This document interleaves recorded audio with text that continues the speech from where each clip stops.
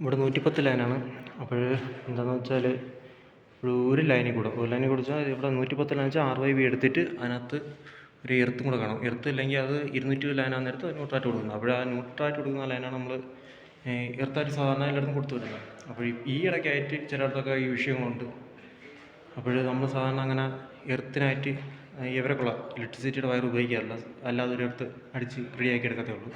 അപ്പോൾ ഇവിടെ ആരോ വന്ന് മൊത്തത്തിൽ പിടിച്ച് കൊടുത്തിരിക്കുക. എർത്തും താഴെ അടിച്ചു കൊടുത്തിരിക്കുന്ന എർത്തും ഇലക്ട്രിസിറ്റിയിൽ നിന്ന് വന്നിരിക്കുന്ന എർത്തും വീടിനുള്ള എല്ലാം കൂടെ ഒരുമിച്ച് പിടിച്ച് കൊടുത്തിരിക്കുക. അപ്പോൾ മൊത്തത്തിൽ ഓവർലോഡ് കയറിയാണ്. ഓവർലോഡ് കയറി AC കത്ത വിഷയം ഉണ്ടായി. AC കത്തയാണ് ചെയ്തത്, അല്ലാതെ വയറിങ് മറ്റു യാതൊരു കുഴപ്പവും വന്നിട്ടില്ല. AC കത്തി മൊത്തം ജിപ്സിൽ കയറി പിടിച്ച് പിന്നെ അങ്ങോട്ട് മൊത്തത്തിൽ പുകയടിച്ചതാണ്. പുകയടിച്ച് ബാക്കിയുള്ള പ്ലാസ്റ്റിക് സാധനങ്ങൾ മൊത്തം ആ ഒരു ചൂടിനകത്ത് ഉരുവേണ്ടത്. അപ്പോഴതിന് ഉടനെ തന്നെ റിവയറിങ് ചെയ്യണം. പിന്നെ ഇലക്ട്രിസിറ്റി വിളിച്ചിട്ടുണ്ട്.